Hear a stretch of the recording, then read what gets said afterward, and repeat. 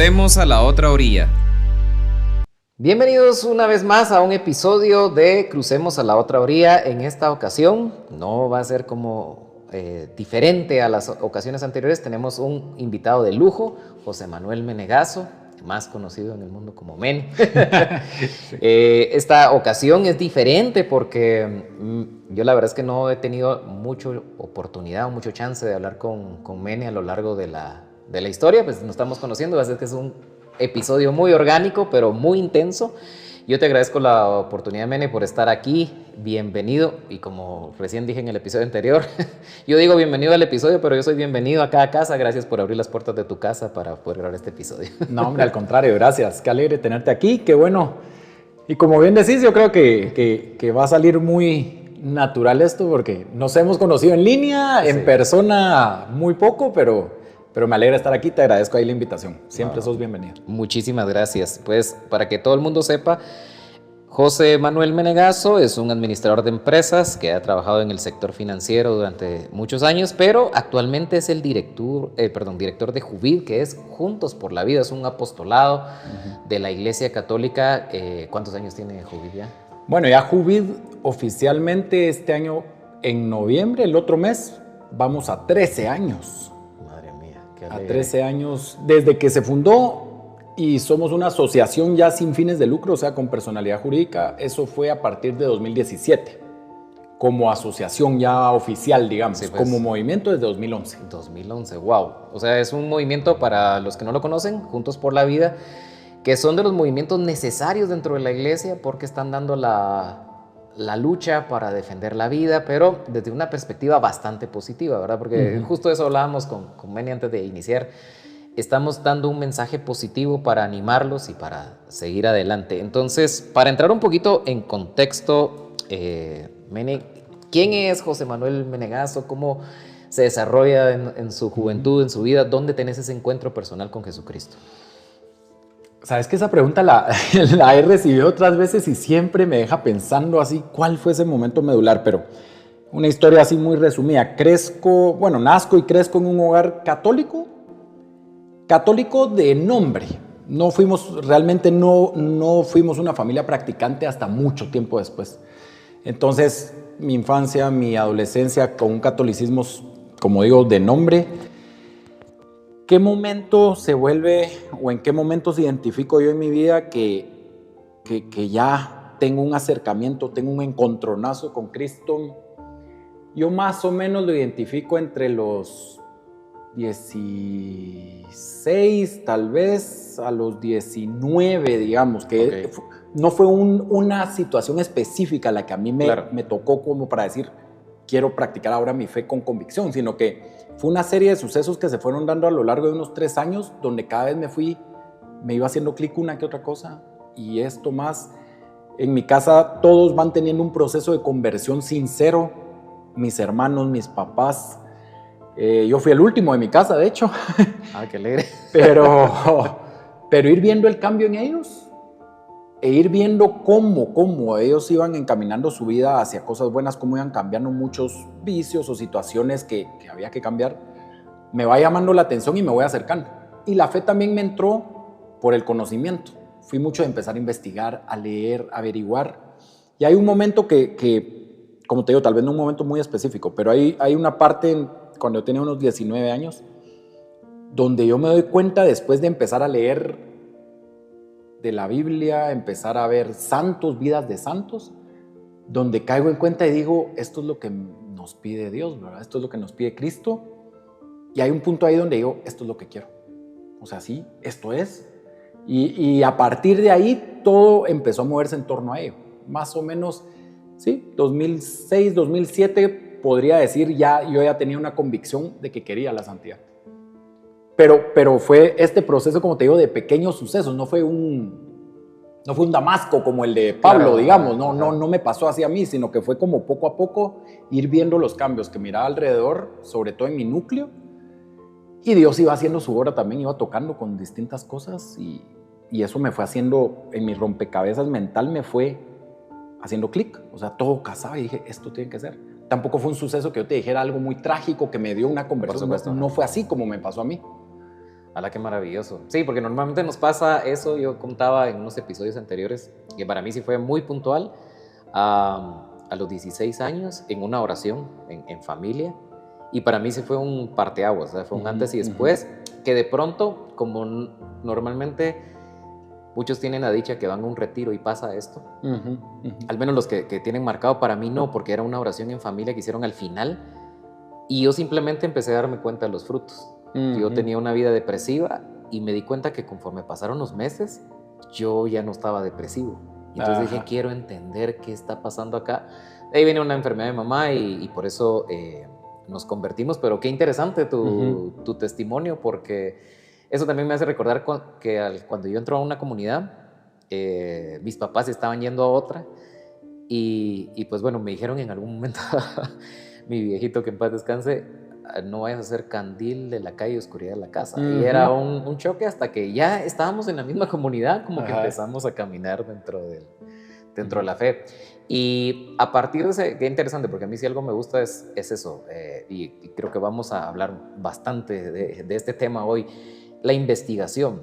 A mí me encanta porque cuando yo inicié en la fe, precisamente así es, o sea, vamos a hacer un uso de un sacramental como el agua bendita. Bueno, ¿dónde está averiguar. en el catecismo? Averiguar.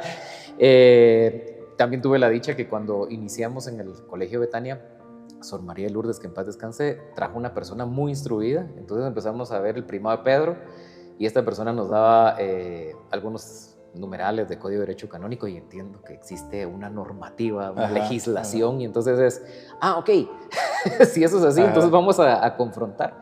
Y me llamaba la atención que decías no solo eso, sino de los santos. Entonces, la verdad es que nunca le he hecho una pregunta a este tipo en algún episodio de los demás, pero ¿tenés algún santo patrón o algún santo que realmente marca tu vida? Varios. pero mira, sí tengo bien marcado con quiénes empecé el proceso de conocer la vida de santos. Cuando voy en este camino, me doy cuenta, yo soy del día de Don Bosco, yo soy 31 de enero, claro. Es mi cumpleaños. Entonces es del primer santo del que yo empiezo a averiguar y a investigar. Entonces Don Bosco fue una de las primeras puertas que abrí en cuanto a los santos. Y recuerdo que la primera película de santos que vi, si no estoy mal, fue San Francisco de Asís, si no estoy mal. Mira. San Francisco de Asís o Don Bosco, una de esas dos, pero tengo muy presente la película de San Francisco de Asís y de Padre Pío. Esas dos películas también me dejaron unos mensajes muy marcados en ese momento que dije yo, sí, por aquí tiene que ir.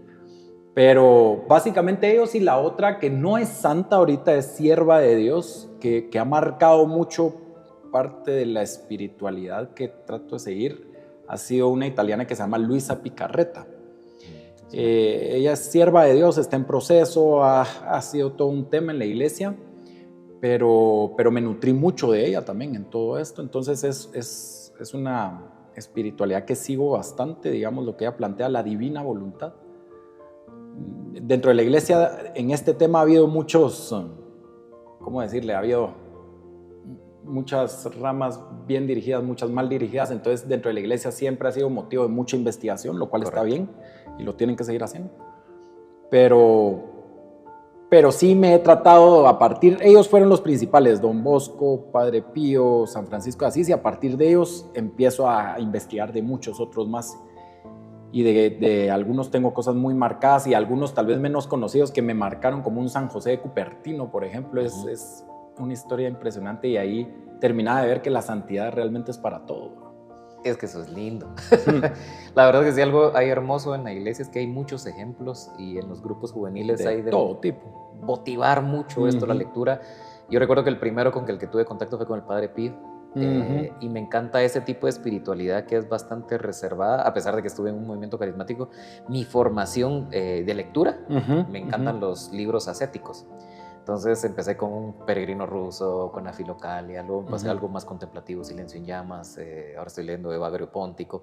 Entonces mucha de esa filosofía zeta que es la confrontación.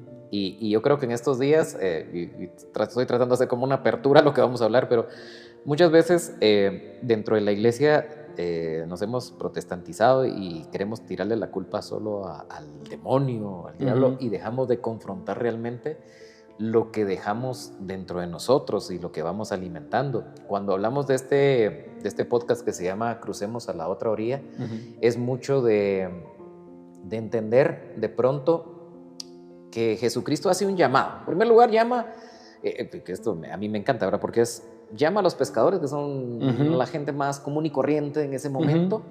Llama al cobrador de impuestos, y dentro de toda la gente que está alrededor de Jesucristo, escoge únicamente a estos 12 luego de haber orado.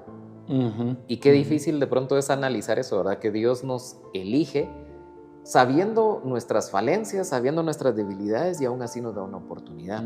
Yo quisiera preguntarte en este momento dentro de los 19 años para acá, ¿qué sentís que ha marcado tu vida como momentos, número uno, de asombro de pronto, de decir, bueno, sí quiero estar cerca del Señor, y luego en una sociedad que se ha secularizado bastante, cómo mantenerse, ¿verdad? Porque al final yo tengo grandes amigos que no están dentro de la fe, otros que sí, otros que se han ido acercando, pero normalmente en la sociedad cada vez se ha vuelto más fría, más secularizada, y vamos perdiendo esa sensación. ¿Cómo crees que ha sido tu vida a lo largo de los años respecto a eso?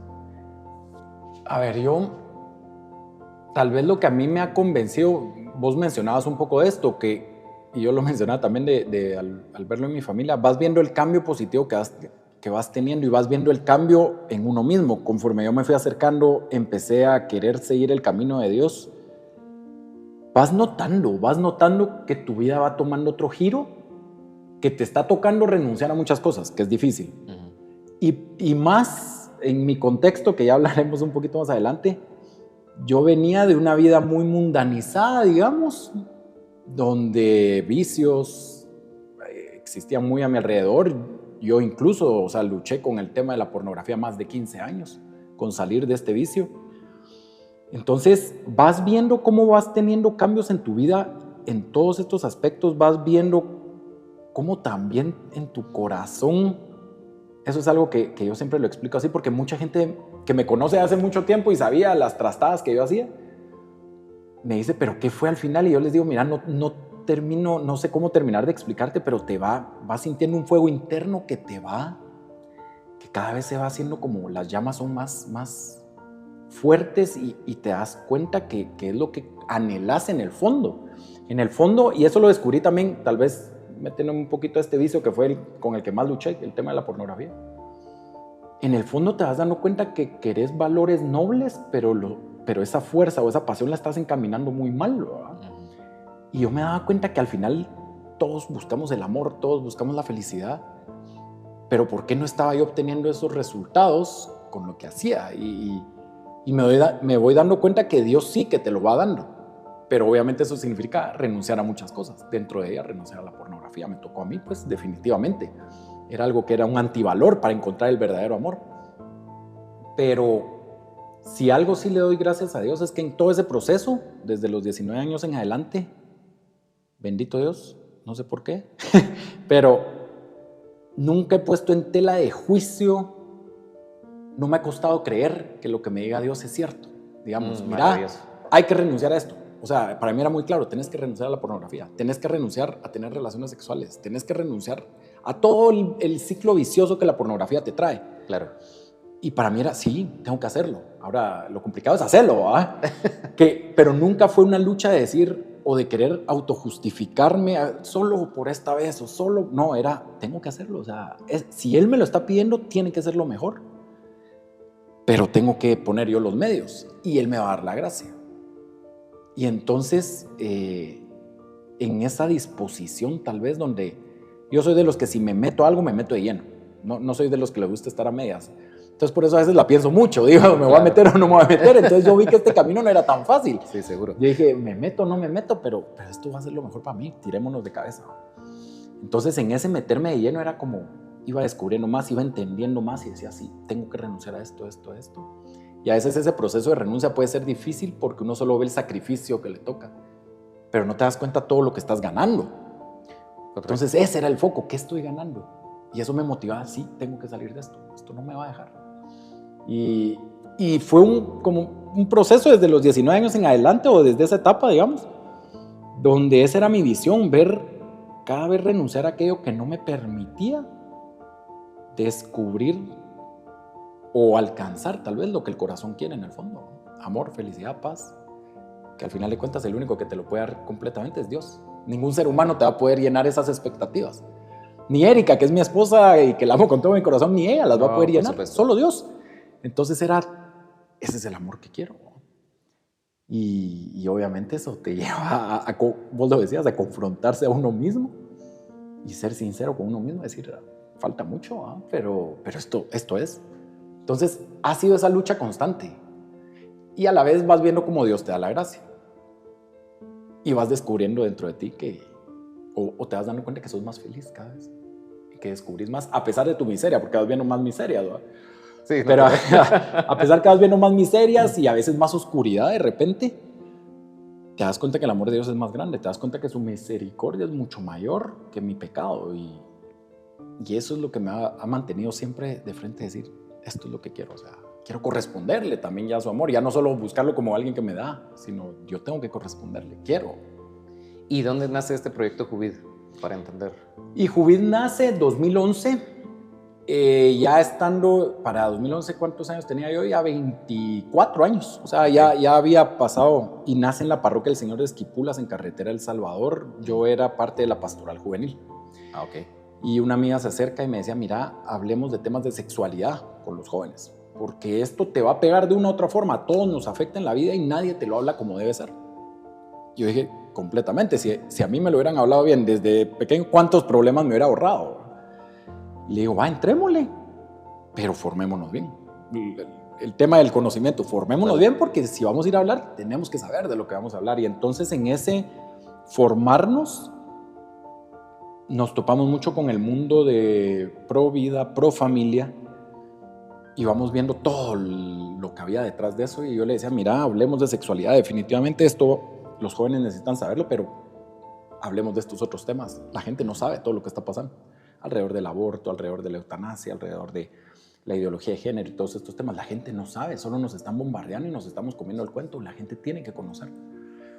Y así empezó. Entonces empezó con una idea de dar charlas de sexualidad y de todos los temas que promovían la vida y la familia. Pero se fue creciendo sin querer. Sin querer queriendo. O sin imaginarlo, tal vez, ¿verdad? Claro. Se fue creciendo y así empezamos con esos temas específicos. Mira, qué bonito. Yo, al final, si quieren, vamos a comentar un poco de qué es Juvid y de qué se trata y cómo incluso los que estén hambrientos por ayudar puedan apoyarnos en este hermoso movimiento. José Manuel Mene dice que una de las áreas difíciles es la parte de la sexualidad. Entonces, si quieren, para entrar en contexto a este tema, empiezo como siempre hago, trato de dar algún highlight de mi testimonio, porque me decía alguien, ¿y cuándo te vas a entrevistar vos mismo? No se trata de eso. Pero sí que me gusta dar unos highlights. Cuando yo siento el llamado de Dios, como este podcast lo escucha mi mamá, no voy a decir con quiénes fui, que no fueron mis amigos, by the way, la primera vez a una barra show, y siendo muy niño. Creo que mi primer contacto con pornografía, o sea, con una escena fuerte, no digamos erótica, vamos a decirlo así, tal vez estaría muy niño. Pero sí que había una necesidad de sexualidad importante en mi vida, y algo que es interesante con lo que mencionabas, que al final uno es apasionado. Alguien me decía, mira, no es que estés mal, lo que pasa es que vos sos muy apasionado y tenés mal enfocada la pasión. Y eso me encantó, porque al final, claro, esto me llevaba años entenderlo, claro, y redireccionarlo. Y cuando conozco al Señor, yo sí empiezo un noviazgo a los casi 19 años, 18 años, y la consigna fue, para hacernos novios, tratemos, y no estoy seguro si me voy a meter al seminario. Mi papá había dado clases, era maestro de educación media, y había dado clases en el seminario mayor, y habían unas condiciones que él me decía, no vas a poder. Creo que si hubiera conocido antes al padre Gabriel Perfetti, que fue mi director espiritual de los comunianos, posiblemente me hubiera animado a misionar. Pero para serle muy sincero a la audiencia, tuve miedo de que, siendo sacerdote, viviendo en castidad, se me presentara lo que pasa, ¿verdad? Eso sí suele pasar mucho, se me presentara una mujer desnuda en la sacristía o algo, ¿verdad? Y que yo no pudiera reaccionar y tenía miedo a fallar. Pero recién le decía a mi nuevo director espiritual, el padre Juan Francisco, que recién fuimos a un retiro a Monte San Francisco y para mí era bien complicado porque iba con mi novia, tomaba la mano, sentía esas, como recién habíamos empezado el noviazgo, esas mariposas dentro del ser, ¿verdad? Del estómago, y qué bonita la sensación. Y cuando estábamos en Monte San Francisco, que solo existía la capillita, no existía la grande, y miro el alba y la sotana. Siento exactamente lo mismo que lo que presentía mi novio. Y sentí esas sensaciones y yo realmente no sabía qué hacer. Y opté, obviamente, por la vida laical, porque tenía miedo mucho. O sea, con esto no quiero decir que me haya equivocado, solo quiero decir que tenía mucho miedo. De dar la talla. De dar la talla. Y obviamente, y a mí siempre me molestan mis amigos de toda la vida, porque vos querías ser cura y te alejaste de nosotros, pero era un momento que yo sí necesitaba alejarme. Siguen siendo mis amigos y me van a ver con ellos y somos alegres, yo puedo ser el alma de la fiesta, pero yo necesitaba ese tiempo que me alejé para construir en el grupo de jóvenes. No por ser fanático, sino porque era algo personal que necesitaba construir para lo que hoy soy. Pero hay una lucha con la sexualidad. Hicimos en ese momento un voto de castidad para llegar al matrimonios castos. Y esa lucha, como lo digo a todo el mundo, es terrible. Máxime cuando uno ha tenido, obviamente, y aquí yo me uno a tu estilo de vida, cuando la pornografía se cruza. Y a ver, y para ser bien transparentes y honestos, todos tenemos grupos de amigos del colegio donde se cuelan más de alguna foto por meme, por video, por lo que sea. Eso, el que me diga que no, mentira, ¿verdad? Porque normalmente todos sabemos que es así. Y cuando me refiero a esto es por gente de la iglesia que dice, no, igual siempre hay un grupito y te caen. Y el tema es que uno es ser humano, un hombre, y si está uno dentro de los estándares hormonales correctos y la virilidad hace que haya una sensación, pero tiene que entrar la razón. Por eso a mí me encanta cuando San Pablo menciona en dos secciones distintas. Primero, hay que vencer el mal a fuerza de tanto hacer el bien, que esa es una de las razones que uno aprende antes. Y luego menciona el mal que no quiero, ese hago.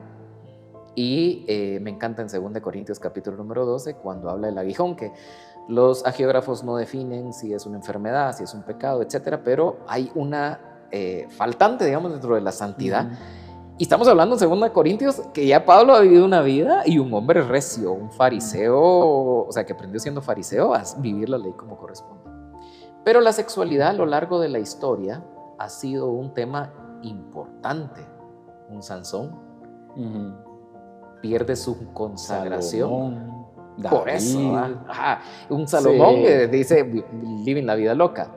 Un David que atenta, siendo el único que es llamado amigo de Dios, David, se enamora de una mujer que no es de él. Y yo creo, y esta sí me gusta, no la iba a tocar, pero ahora que hablamos de David hace que se justifique el pecado en su mente. ¿Cómo hago para que este hijo que ya viene, que es mío, lo pueda reconocer? Bueno, mando a la batalla a Urías, que es el general, y si lo dejan solo, lo matan, entonces ya no es culpa mía. O sea, es un asesino. Y realmente no vive esa realidad hasta que se lo dice el profeta, ¿verdad? Viejo, ¿vos qué harías si aquel que tiene 100 ovejas quiere robarse la única que tiene el otro? No, hay que matar. Viejo, eso sí hiciste. Entonces es parte de la humanidad. Ahora, yo sigo a Marian Rojas Estapé, esta psiquiatra que está causando mucha revolución. Y en el último libro, que se llama Recupera tu mente, reconquista tu vida, le dedica 11 páginas a un capítulo acerca de la pornografía.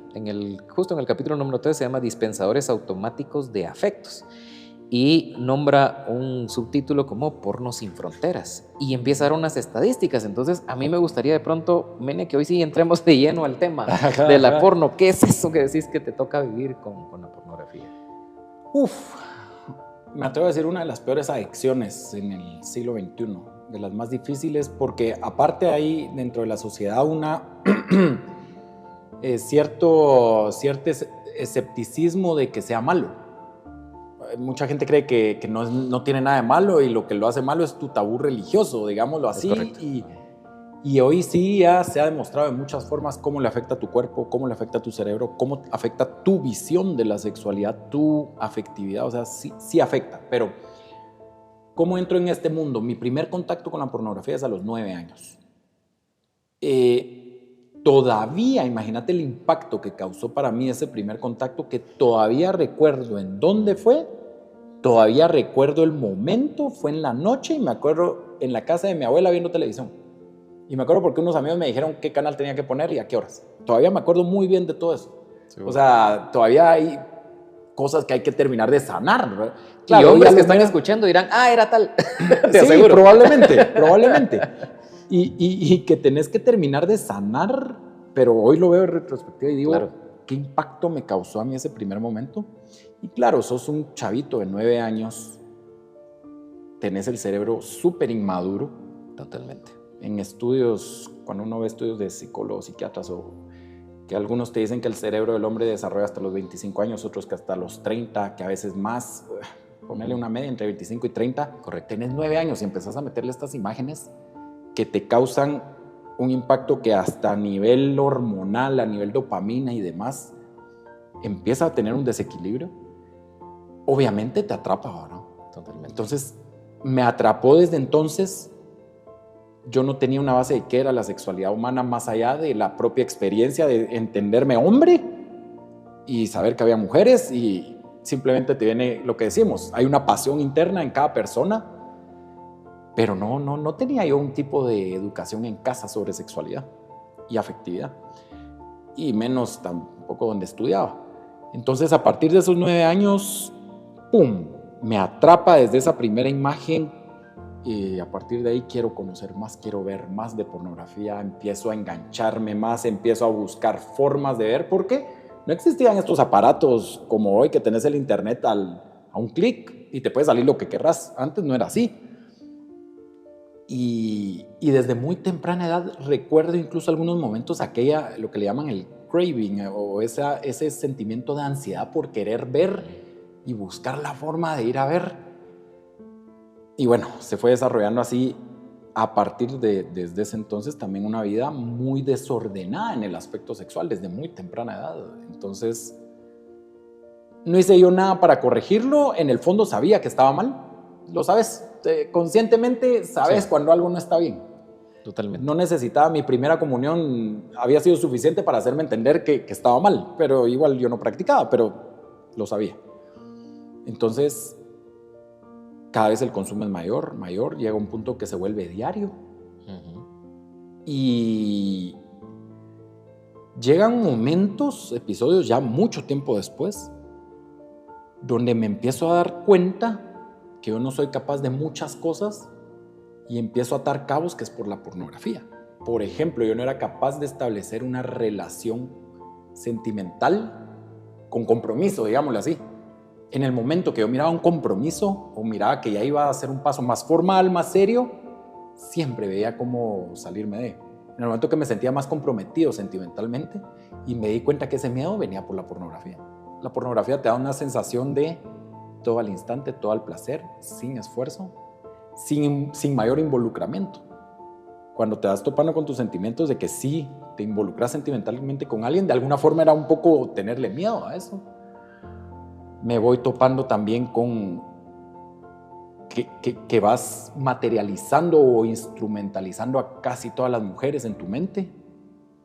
Y yo decía, esto no es normal. O sea, estar pensando en esto todo el tiempo, o ver a una chava y en mi mente hacer 1000 cosas, aquí ya no puede ser. Y empiezo a atar cabos que la pornografía efectivamente me está haciendo un daño, ¿verdad? No tenía mucha intención de salir tampoco, pero sí ya sabía yo que algo no iba cuadrando. Hasta que me empiezo a acercar más a Dios, empiezo a entender un poquito más de la sexualidad, lo que me pega un buen, no choque, pero choque del bueno tal vez, digamos, es conocer la teología del cuerpo, porque entonces tengo una visión positiva de la sexualidad humana. Y para mí la sexualidad era todo lo que yo miraba en la pornografía.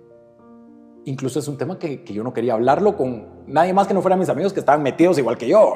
Claro, no querés hablarlo con otra gente porque tenés una imagen negativa, morbosa, de suciedad, de solo las relaciones sexuales o solo el placer. Y con la teología del cuerpo me doy cuenta que la visión cristiana es muchísimo más amplia y es positiva, y que en el plan de Dios la sexualidad es querida por Dios e incluso te santifica. Dije yo, aquí hay algo que me estoy perdiendo.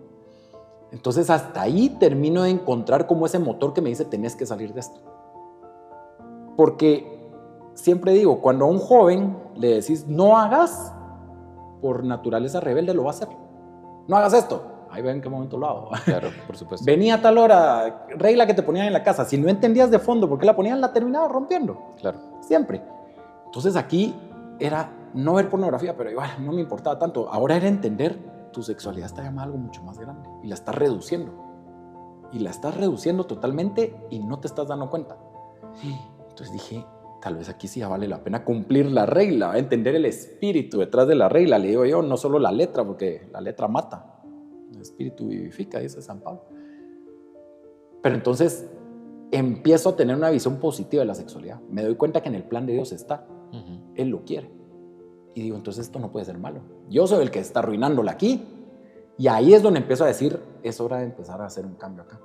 En algún momento también, no recuerdo si fue mi hermana o una amiga, sinceramente tengo algo nublado ahí, que no sé exactamente quién, pero sí recuerdo que fue en el momento que querrás establecer una relación sentimental seria, no vas a poder. No vas a ser capaz de tratar a una mujer como debe ser tratada. No vas a poder construir, no vas a poder amar. Y yo quise, ay, no, hombre, sí voy a poder, pero en mi mente era, esto es cierto, porque eso es algo a lo que le estoy viviendo. Que en algún momento me involucraba sentimentalmente y muchas veces era el miedo, porque era una buena chava, era el miedo de decir, no, ella no se merece estar con alguien como yo, no se merece que yo le haga todo lo que la pornografía me dice que debo hacerle, ¿verdad? Entonces decía, no, es cierto, aquí hay un problema más profundo que tengo que ir a resolver y a sanar, ¿verdad? Y ahí caí en cuenta que era una adicción también. Qué difícil, porque yo creo que es una batalla que de pronto para las mujeres no, bueno, antes, para las mujeres de antes, no era algo tan comprensible, porque lamentablemente los índices, ahora voy a leer algunas estadísticas, ha cambiado muchísimo, pero no se sensibiliza a esto y no se logra entender para la mujer contemporánea mías cómo un hombre vaya a ser tan susceptible a esto, digamos. Y que es una batalla que no termina nunca, ¿verdad? O sea, es... jamás podría decirse uno, estoy libre. A mí me encantaría destacar algunos de los highlights que hace la doctora en su libro, en esas páginas. Dice, por ejemplo, que esta industria busca directamente captar la atención de los pequeños y modificar su sistema de recompensas, que es lo que decías, ¿verdad? La recompensa es inmediata, entonces es dopaminérgico, lo llama ella, que yo busco recompensa y si algo no me satisface, por eso San Pablo, no vamos a entrar a ese tema, pero San Pablo decía en algún apartado recomendaciones, ¿verdad? Que la mujer no se debe negar al hombre cuando son esposos. Y ese es un tema complicado, porque entonces el esposo se acostumbró a que necesita la recompensa ya, y si no, tengo que buscar dónde, porque vos no me complaciste. Y es un tema de poco dominio, ¿verdad? Y sobre todo por eso, porque está modificado el sistema de recompensa. El porno inunda el cerebro y el corazón a los niños con la visión más egoísta, narcisista, hedonista, agresiva e irresponsable de la sexualidad. Total. Ella comenta a sus pacientes que le hace la pregunta cada cuánto ven pornografía y si la ven a la semana, y las estadísticas dice que son impresionantes. Por ejemplo, 1 de cada 7 adolescentes consume pornografía de frecuente, el 94% lo hace en el móvil. Y las interesantes que, por ejemplo, miran mucho las agresiones sexuales cometidas por menores han aumentado el 116%.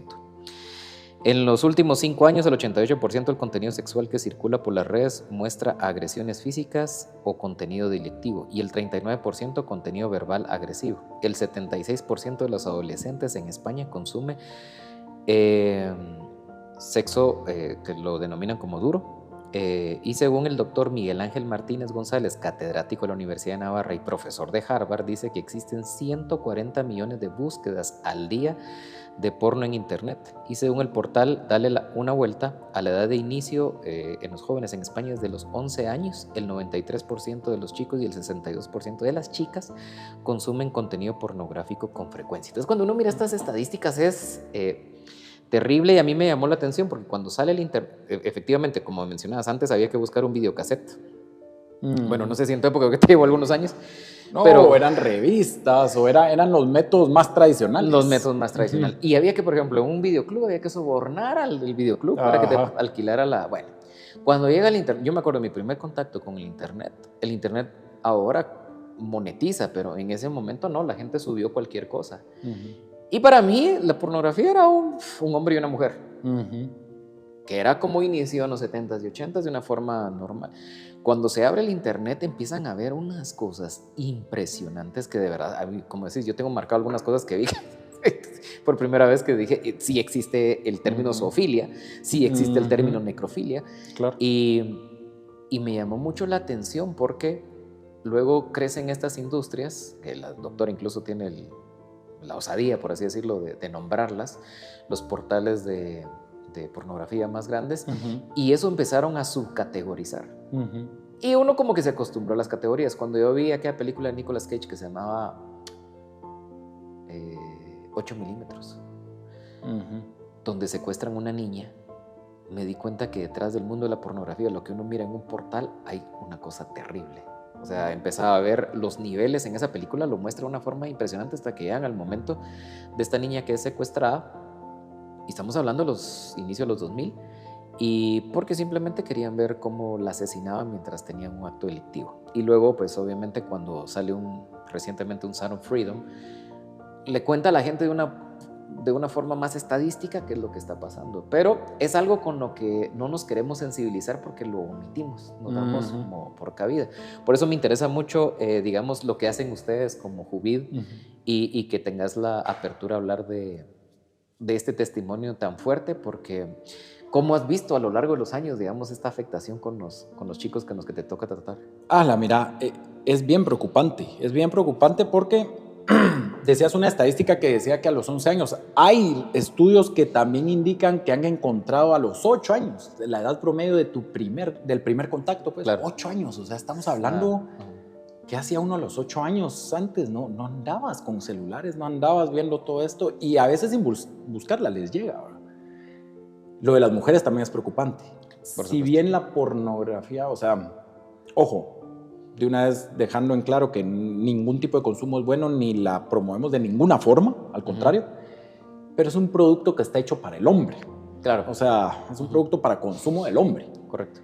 Sin embargo, cada vez son más las mujeres que lo están viendo. También hablando de estadísticas, una de cada 3 abajo de 25 años sacaba un portal de Estados Unidos que estaban consumiendo.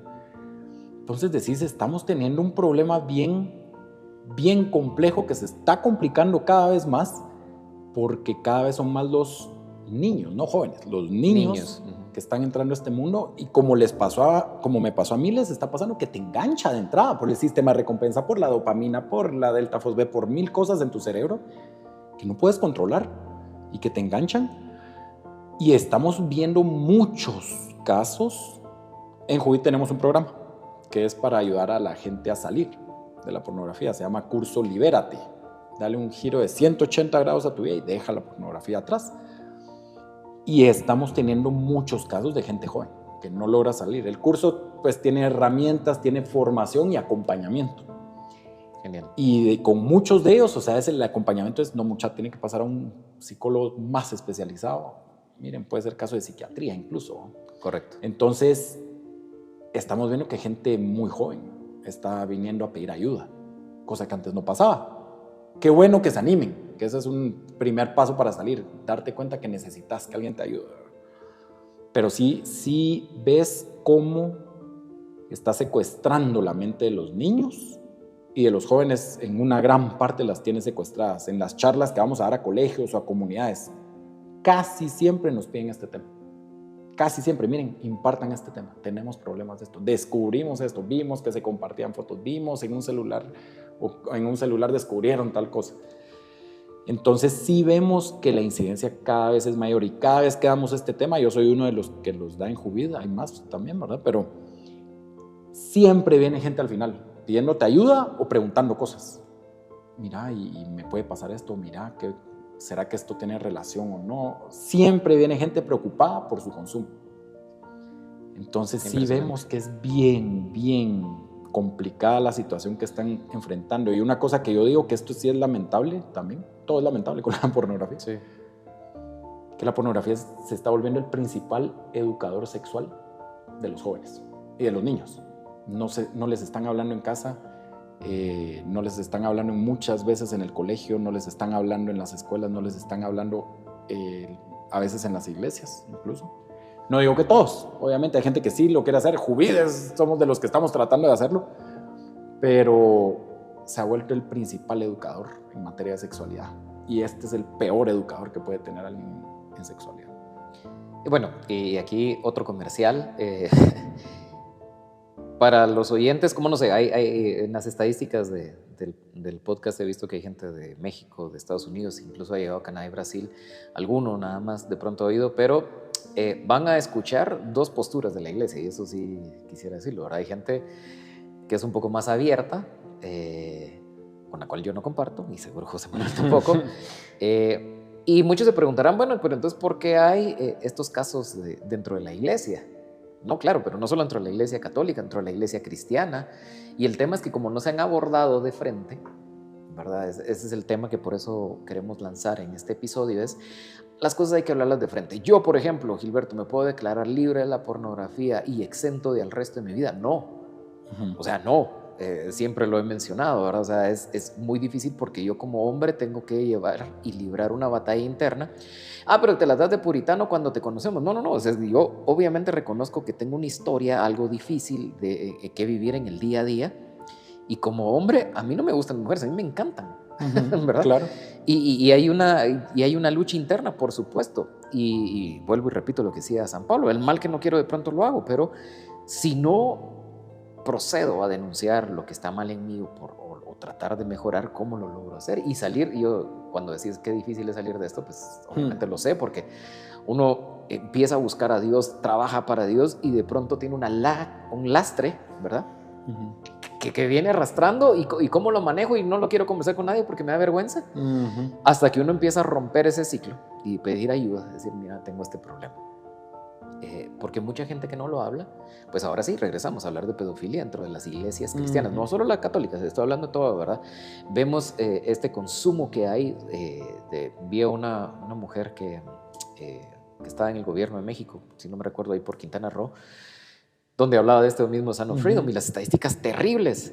¿Y es por qué? Porque la pornografía es incremental y eso la gente no lo quiere reconocer, pero esto es, insisto, ahora están las cosas como, quiero ver hombre con mujer, y después empiezan a crecer, y después paran en niños. El consumo que da, las estadísticas que da esta Son of Freedom o Sonidos de Libertad es impresionante. Algo que a mí me marcó mucho de la película fue la frase que decía, es que las drogas las vendes una vez, pero a un niño lo puedes vender varias veces al día. Y por eso creo que es tan importante hablar abiertamente de este tema. He visto que cierran algunos episodios en YouTube, en Spotify no lo sé, pero en algunos en TikTok o algo bajan cuando un creyente, y voy a hablar específicamente católicos que son pro vida, hablan de esto, botan los episodios. He visto que le han bajado a... Te dan strikes. Strikes, sí. Ajá, le dan al Aje, ¿cómo se llama el otro? No me recuerdo ahora, pero todos estos, ¿verdad? Ajá. Y yo de verdad quiero agradecerte, Mene, porque dan una batalla fuerte ustedes como Juvid, y tocar este episodio precisamente es eso, ¿verdad? Contarle a la gente que existe un movimiento dentro de la iglesia que puede hacerlo, que lo está haciendo y que sobre todo para muchos padres pueden ayudar a sus hijos, porque nos podemos hacer de la vista gorda. Porque a ver, los papás de uno crecieron, así se conocía, ¿verdad? Cuando cumplas ciertos años de edad, yo te voy a llevar al prostíbulo. Esa era como la historia de abuelos de padres, ¿verdad? Y esto hoy se ha convertido en otra cosa porque más facilidad. Muchos padres se han acostumbrado, si vas a salir, lleva un preservativo. Porque no, así no te enfermas. Y cuando la formación es otra, la vida de castidad es otra. A mí me encanta el testimonio. Y con eso cierro mi participación para que pronto nos cuentes de Juvid e invitar a la gente. Pero este año conocí la historia de Santa María Goretti. Impresionante. Esa mujer, el príncipe creo que era, ¿verdad? Bueno, uno de los feudales, trata de abusar de ella, a ella se enferma Y en su lecho de enferma, habiendo sido, yo no recuerdo si procede con el abuso o no, esa parte la tengo. Ella no se deja, entonces No sé. la amenaza de que la va a cuchillar y igual no se deja y la cuchilla, efectivamente ¿verdad? Y ahí es donde se enferma, ¿verdad? Ajá, entonces se la llevan desangrada, digamos. Desangrada. Y ella ofrece ante la familia ese sufrimiento por la conversión del agresor. Y el agresor, o sea, para que vean cómo funciona esto dentro de la iglesia, es impresionante. El agresor llega a estar en la misa de canonización, ¿verdad? Con la mamá. Con la mamá. O sea, él llega a convertirse. Con la mamá de María Goretti. De María Goretti, ajá. Y él entra en un proceso de beatificación también. Sí. Eso sí no sé. Sí, yo me recuerdo que está ahí, pero él se convierte en un monje a raíz de esto. Por incluso haber agredido. O sea, esto no es una historia nueva, pero lo que pasa es que es un momento donde esto se ha encrudecido tanto que es necesario hablarlo. Yo de verdad te agradezco por tener esa apertura ante la audiencia, que hayamos compartido estas estadísticas y bueno, y que nos contes un poquito para ir cerrando. A ver, como decía, lo he dicho en otros episodios, la idea es animar a la gente a continuar porque muchos se nos han quedado en el camino. Y muchas veces dice uno, pero es que yo empecé en la fe, pero cometiendo pecados, entonces mejor me salí para no ser hipócrita. No se trata de eso, al contrario, es luchar. Y te agradezco por esa vulnerabilidad, esa sinceridad hacia la gente, contarnos cómo ha sido este proceso, cómo has logrado, y hoy estás haciéndolo de otra forma totalmente positiva en Juvid. Entonces, para ir cerrando, ¿qué le recomendás a la gente para seguir en su fe, en su camino? ¿Y qué es Juvid? Y sobre todo que un movimiento como Juvid pues necesita también fondos para poder continuar y que estamos bien hechores, sí, ¿verdad? Como todo apostolado. Entonces, para dejarte ir espacio. Ay, a ver, ¿con qué me gustaría ir concluyendo y enlazado con este tema? Tal vez el mensaje principal que me gustaría es el tema de fuimos hechos para amar. Y la sexualidad no se puede disociar del amor. En el plan de Dios te invita a amar con una entrega total, de una forma total, libre, fecunda, plena. Entonces, no dejemos que la pornografía nos secuestre esta capacidad, ¿sí? Yo siempre digo, la pornografía te enseña de todo, menos lo que el sexo realmente es. Entonces, no nos dejemos secuestrar por esto. Y si estamos en estas, esa es la ventaja, no solo con Dios, sino a nivel humano de una adicción, incluso como fue mi caso, siempre se puede salir. No es fácil, lo dijiste, a veces uno de verdad cuesta. A mí me costó años, no fue semanas, años me costó salir, no fue fácil. Pero porque me di cuenta que mi vida valía mucho más y que estaba llamado a algo mucho más grande. Entonces yo creo que eso es lo principal que uno tiene que, tal vez la esperanza que tenemos que tener, siempre se puede cambiar, siempre puedo dejar un patrón compulsivo, obsesivo, compulsivo, de vicio, dañino, nocivo, siempre lo puedo dejar, requerirá mi esfuerzo humano, pero también Dios me da la gracia. Entonces, si ve que yo tengo apertura y lo quiero, entonces abrámosle las puertas a Dios, que no nos dé miedo y sepamos también que en ese proceso, vos lo decías muy bien, yo no puedo controlar qué tentaciones me vienen, eso está fuera de mi alcance, pero sí puedo controlar cómo voy a reaccionar yo a ello.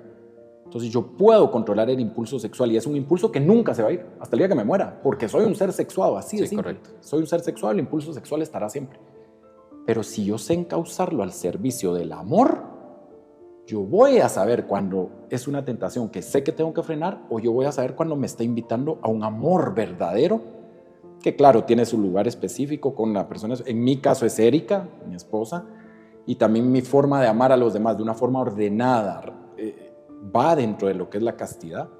Entonces, que no nos dé miedo vivir la virtud, que hoy no está de moda. Que no nos dé miedo y siempre hay esperanza, siempre se puede salir de un vicio como este. Pero no olvidemos, nuestra sexualidad fue creada para el amor. Estamos hechos para amar, eso es lo que va a llenar el corazón, lo que satisface de fondo. No busquemos satisfacer el cuerpo o solo el cuerpo, porque eso se queda, la satisfacción viene y así de rápido como viene se va. Lo que realmente uno anhela es la satisfacción del alma, del corazón, y esa es la que tenemos que buscar y se puede salir de ello. Así que ánimo a quienes están en esa batalla. Como les digo, no es fácil, pero se puede y vale la vida.